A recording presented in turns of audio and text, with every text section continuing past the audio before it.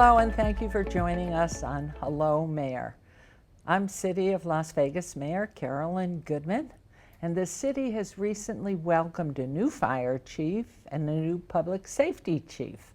Fernando Gray has joined the Las Vegas Fire and Rescue, and Jason Potts is the new chief of public safety. We'll hear from Chief Gray a little later in the show, but first I'm joined by the new public safety chief, Chief Jason Potts.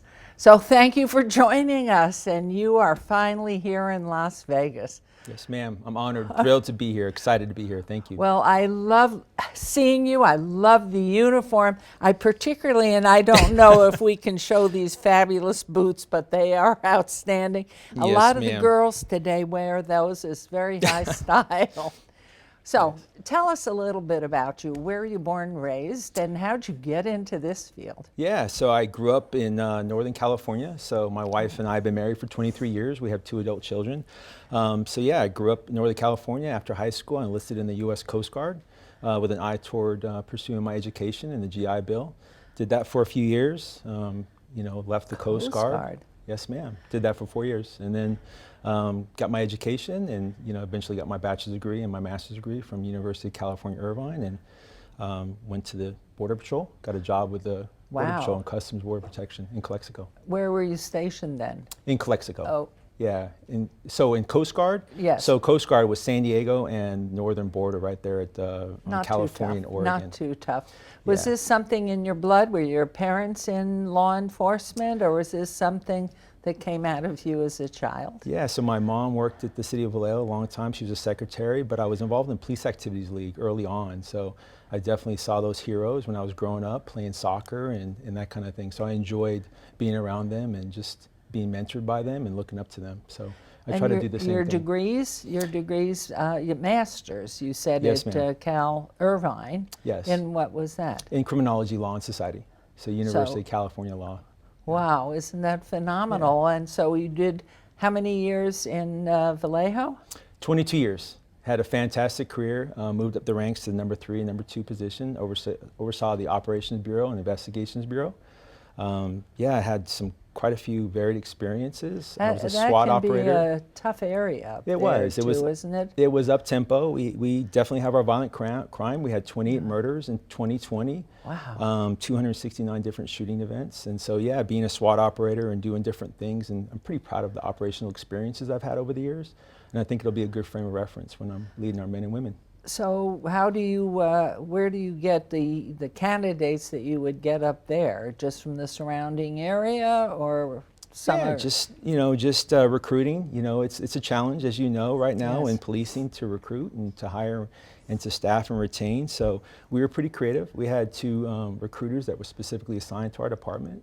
So yeah, you have to be creative. You have to kind of relax your standards as far as tattoo standards and beard policies and that kind of thing. So we were thinking outside the box to do that. Are you doing that now down here? And we are. How many months have you been with us now? Yeah, so it's been 3 months. So I've been excited and thrilled to be here. It's a great department. You really have a wonderful department with some talented folks in the Department of Public Safety. It's a unique department too, where there's 2 unique pillars of the criminal justice system. And could you explain that? I think that's something that our community would love to know specifically. What do we have? What are the categories that are under your department? Yeah, so again, we have detention. That's one unique pillar of the criminal justice system, corrections officers. And then we have our deputy city marshals as our public-facing which is the police. Old parks, the parks monitors when this was established, correct? Yes, 1982, and then 1986 we became park rangers. And so that was, something that we've been doing for a while. And so, yeah, we are a limited jurisdiction department. We patrol over 80 parks, over 70 facilities, and over 200 square miles of parks and area. And then, of course, we have our tourist corridor, which is really important to us and our economic engine for our city. And we want to make sure our tourists enjoy this fantastic city. And so we patrol from Ogden to Carson and Maine to the Boulevard. And our folks are really being much more proactive and proud of their efforts on Fremont Street. Are you ever outside the jurisdiction and helping out in North Las Vegas or in the county? Not typically, no. We have limited jurisdiction, so we typically just focus in on our parks and our facilities and our, And property. you also have an obligation for animal control? Is We that do, also yes. yours? Thank you. So we have animal protection and our professional staff, and they do a phenomenal job, especially our professional staff, of keeping things running. But I will say this, animal protection, they handle 21,000 calls for service with a staff of about 14 to 15. And so they really work hard, and they do a really phenomenal job in making sure our animals are kept safe, and we're educating the public on some of our ordinances, especially Well, and the we cruelty know stuff. during COVID, I mean, families were at home, and Yes. so a lot of animals were either foster cared or bought, and now is the time people going back to work, children are in school, and many families either can't keep the dogs because of the inflation or don't want the dogs and pets they have. Yes. So are you seeing that We're seeing come that. in? Yeah, there's challenges at the Animal Foundation with their staffing, but we're seeing that all across the country. I know Austin was dealing with it as well, Austin, Texas, and so other jurisdictions are dealing with it. And so we're partnering with our Animal Foundation to make sure we get this thing going in the right direction.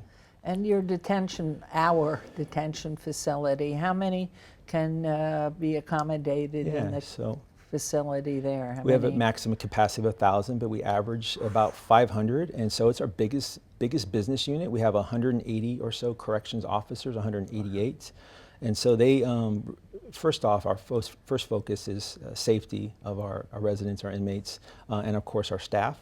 And then with that, we expand our programming. So we really focus on rehabilitation and leaving them better than we found them. And so we're proud of some of the planning that goes on with that. So that we have a discharge planner, and we partner with NAFCare to offer, just to end those cycles of crime. And So as a career path, though, that's a different piece than a deputy marshal that may be out in the Yes. community. it is. So it's full-time in the detention facilities or committed to that. Is technology involved in that or not? Have we upgraded? So yes, we're a Category 3 for the corrections piece, but yes, we have security cameras in our jail to keep our inmates and our residents safe and our staff safe. And then, of course, the staffing and the discharge planning and the resources that we offer for substance abuse and mental health and that kind of thing is really important to us. And so we offer culinary training, custodial technician certification that we just graduated for just a couple weeks ago. So we're proud of that. That's Again, fabulous. providing opportunities for folks, right, when they get out. And so, breaking those cycles of crime is really important to us. Chief Danielle Davis does a great job with her staff in really enhancing these programs for our residents. Now, are we bringing the programs in, or are we taking those who've been good students in detention and taking them to training? How does that work? So the training comes to the facility, and so a custodial technician training, for example, and then of course culinary training as well. And we even offer yoga for our residents and our inmates. Don't get too close to being really too good here. Right. They're going to want it better than the hotels. Right. So it's definitely a good thing for us for the programs, and we really believe that we're going to give them some opportunities. And again, breaking those cycles of crime and leaving them better than we found them. That's our mantra. See, isn't that beautiful? And do you have how long might, at the greatest length, would a inmate stay with So us? typically there's two types. We have the pretrial detainees. They're about 72 hours. Those are folks that are arrested on misdemeanor violations. And then the other ones are those that are sentenced in municipal court for misdemeanor violations. And their stay is from 2 weeks all the way up to a year. And our average is about our facilities. It's about 2 weeks in our facility. That's an average stay for folks that are sentenced in municipal court for misdemeanor violations.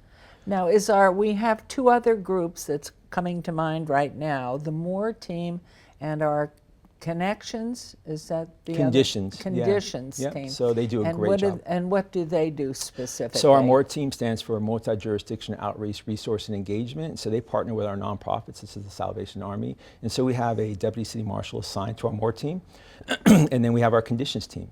And so what starts off is our MORE team goes out with our deputy city marshal, and we go out to some of these encampments and try to offer services. And so we know that after every 5 to 10 visits, somebody will accept service and they'll break that cycle of being unhoused.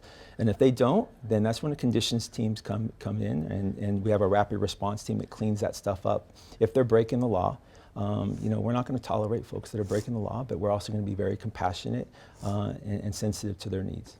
So it's really important to us. And when you say it might take 5 visits or more than that, but the whole effort is to bring them in, to get them the services that they need, transportation, working, helping retrain for jobs as well? Exactly. So no, they definitely, yeah, we definitely have that. So this is your baby now. What do you see in the future? What are you doing? I know you're being so well received, because I see marshals and I always go up and follow in. I say, how are things going? And morale's so important. It's a very difficult time. Crime's in a whole new place from when I was little, and certainly over the past 3-4 years, it's really gone wild. So what are you doing? So my first lens, the first lens I look through things as a leader is our people are our greatest resource. And I always constantly have that, that mindset. And so constantly thinking about how I can serve them better. And so when we talk about a culture, how we measure, how we reward, and how we hold people to account is really important to me. And so we're looking at different ways to really measure.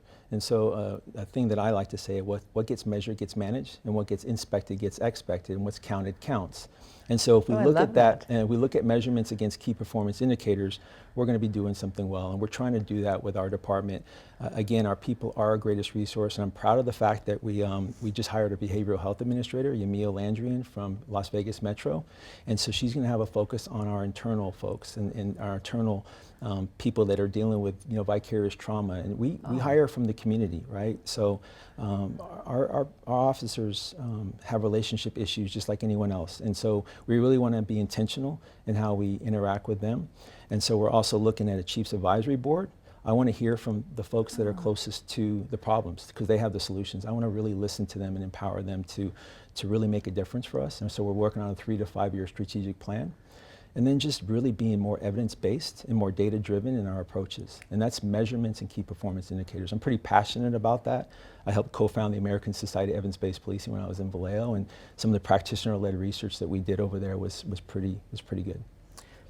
I mean, I'm so moved by that, because I do believe that. And if you have, your jobs are so intense, and when they leave, an officer leaves his home in the morning or in the late afternoon or evening for his shift or her shift, they have no idea what's out there. And today the violence is so strange, and how it comes from different places. I know we also have a new headquarters that's going in, or a new station that's going sort of with the Fremont Street experience, and our marshals and Metro down. Yes, we're excited about that. Be? That's going to be adjacent to the zip line there, and that's our substation. And so we're really, it's right next to Walgreens. I don't know if you're familiar there, but it's going to be just a great opportunity for our officers and our deputy city marshals to really just be more visible. We hope for them to launch out of there and then actually come back and be ready to do the reports and that kind of thing. And so really, it goes to our branding. I didn't get a chance to talk about this, but branding for me is really, really important. I don't want us to be the valley's best kept secret. I want our community to know the value that the deputy city marshals, our detention, our animal protection, our professional staff provide. And they provide a wonderful service to this community, this fantastic community. And for us, it's gonna be a sense of pride. That substation is going to be amazing. We want to have our logo there. We want to combine that with Metro, with Las Vegas Metro and our Fremont Street experience. In fact, we're already doing that now. We're collaborating with Metro a lot more. We're actually having 2 of our marshals and 2 of our Metro officers patrol the canopy. Again, that's our jurisdiction, that's our value. And I want our folks being proactive. I want our interrupting and disrupting the criminal element, but I also want them engaging with the community and really building strong partnerships. And the 2 are not mutually exclusive, and they can be done. I'm used to that, and where I come from, in my policing lens, we have to be proactive. We have to disrupt and interrupt the criminal element, but we can also do it in a procedurally just way. And we have to show our people that we support them, because I can't get them to do anything at 3 a.m. unless they feel supported and trusted. Wow. And that's really the lens that I look through as a leader. We are looking so forward to your many, many years with us.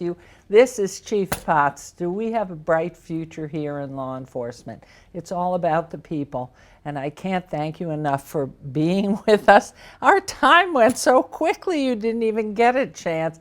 We'll have to have Chief Potts back, but keep an eye on our law enforcement and how wonderful things are going. And you have such an impressive career. We didn't touch it. I have 2 pages pages of questions, and you just handled it. So we are very excited, and next we're going to hear from Chief Fernando Gray, so stay with us.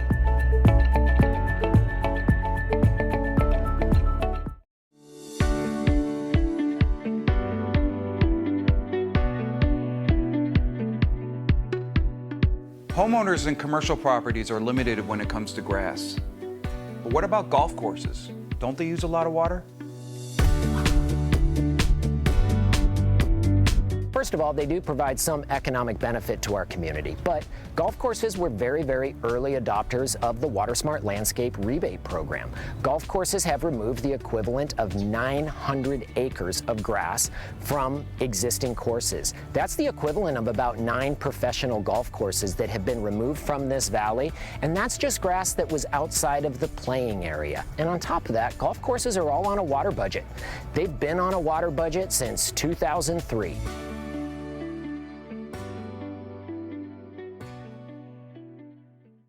There's a place to share gossip about the office party fun, and a place to share the story you tell everyone. There's a place to share a laugh about when things went wrong, and a place to share the video of you dancing to your song. There's a place to share spare change, lunch, and your time. But we could all be better at sharing how we're feeling inside. 76% of employees have struggled with at least one issue that affected their mental health. When you share, you're not alone.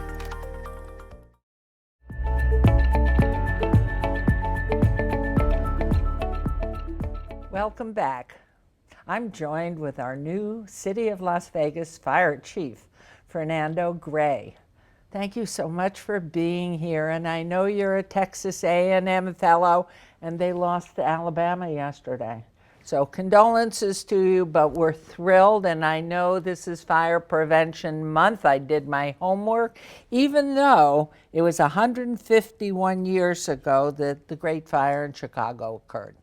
So we have this wonderful man here and taking care of us all. So tell me a little bit and tell everybody that's going to learn and watch what's your background? Where were you educated? How'd you get here to us? So thank you so much for having me. I think the best way for me to frame or start the conversation is just to tell you a little bit about why I got in the fire service. I got in the fire service, believe it or not, because people were willing to invest in me, so to speak.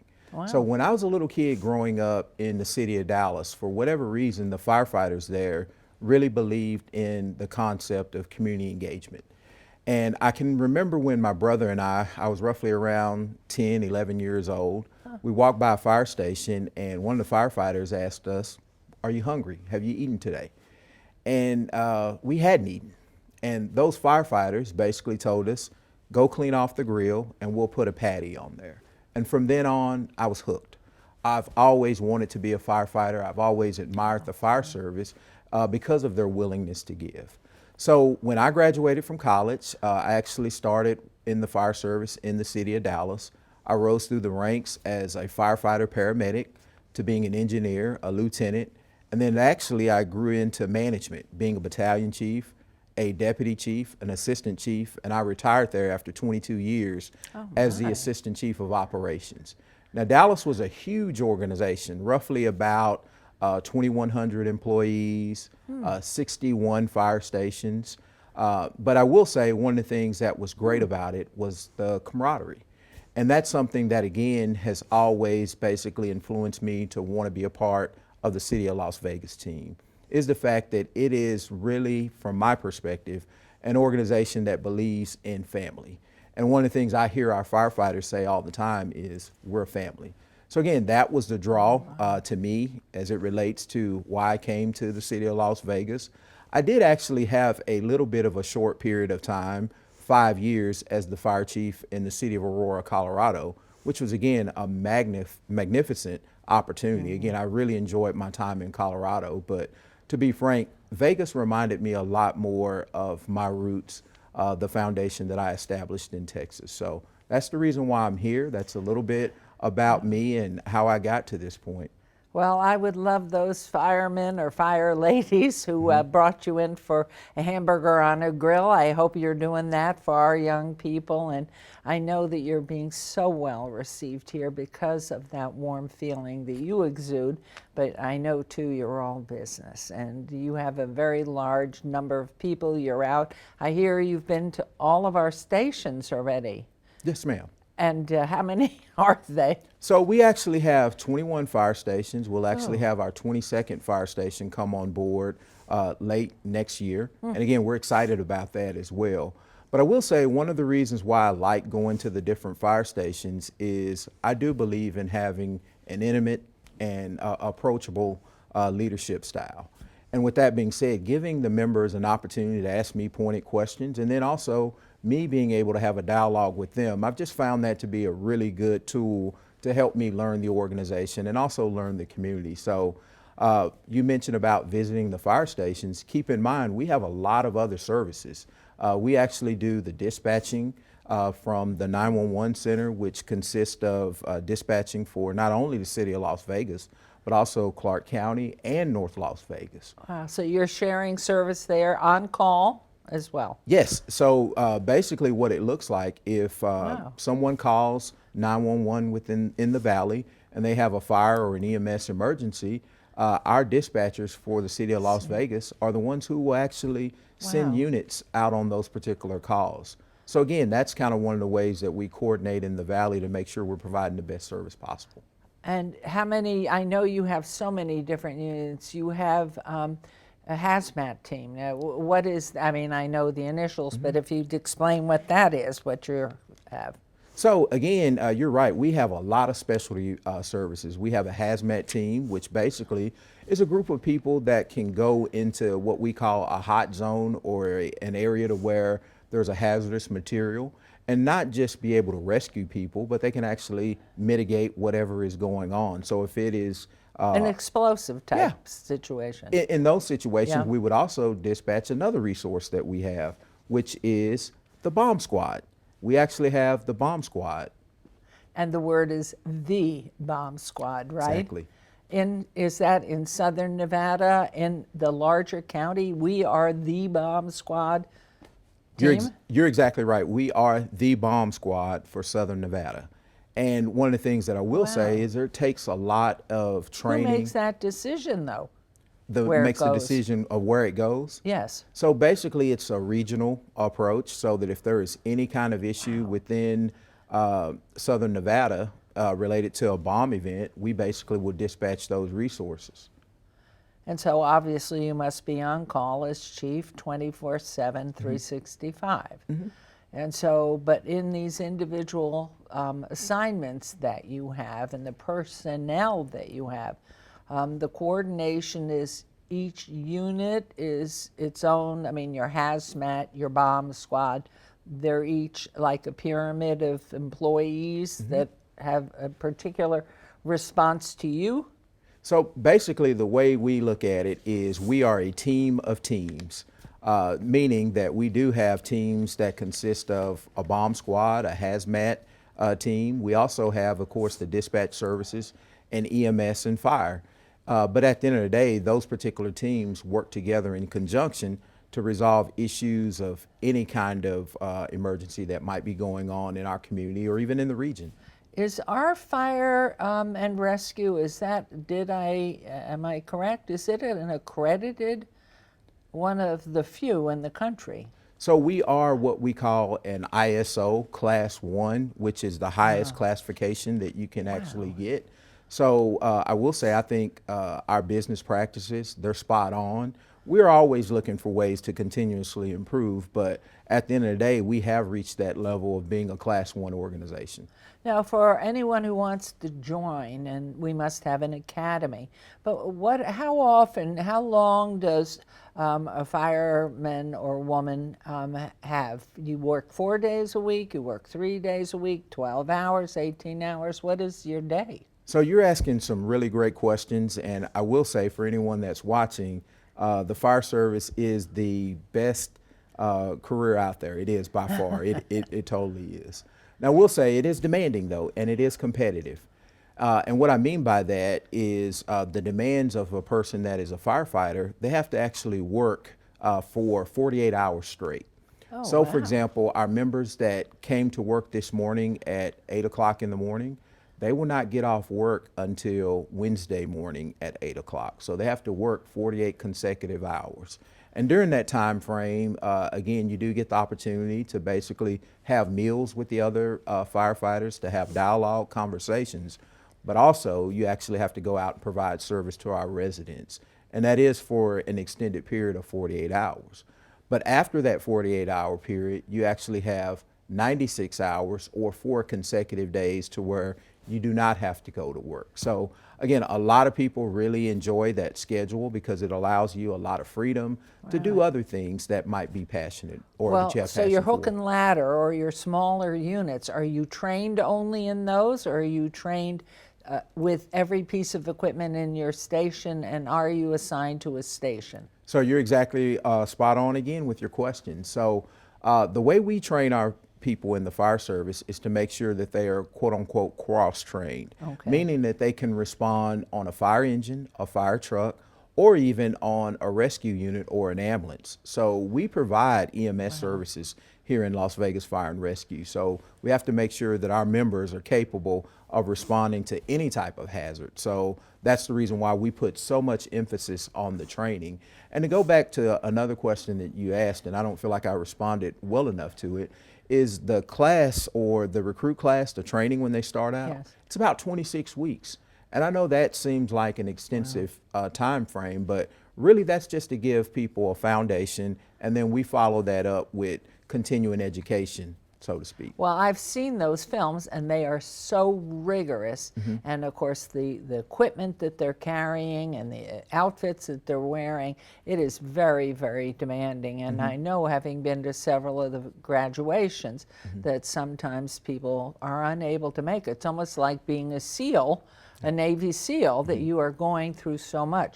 I noticed too that when I go shopping sometimes, the entire hook and ladder and all the unit is in the supermarket, which used to, I'd think, well, who's minding the shop? But the reality is they could get a call right then and there, and they have to go. Is that correct? That's correct. So when they actually are out doing shopping, grocery shopping, to make sure that, again, they can feed themselves over the 2 days, they are available for calls. So again, just so our community is aware, they're not out of service when they're doing the grocery shopping. No, and I have to tell you, each person in the unit knows how to cook. And if they don't, they learn. They may not have a great meal going, but I've seen some of their food, and it's simply phenomenal. What are you planning for the future? So I will say that I've been on board roughly about 70 days. I know it seems like a little bit longer than that, but just a little bit over 2 months. And one of the things that I've been doing initially is just getting a good assessment for the organization, for our community, so that, again, we can put together some structured strategies to help us achieve our goals, so to speak. So with that being said, the future for our organization is we're going to be a values-driven organization that is cutting edge as it relates to technology, that puts value in our people. That's what we're going to be. Well, I know you're inspiring everyone already. I mean, just the short time of 70 days, I know the morale is so strong and hopeful for the future. And I think that's what all of us want, is to work with people that we can count on, that we can trust, that are loyal to the mission that we have. And you certainly are proving it to be true. And we just look forward to many years of your being with us and enjoying being with us. We find ourselves a wonderfully diverse community that we're proud of. Our faith leaders are tremendous, our law enforcement. We're so excited you're here. I just wish I could be mayor another 1,000 years. Thank you at home for watching. Make sure you never miss an episode. Just scan our QR code on the screen to subscribe to our newsletter. We'll see you next time for another episode of Hello, Mayor.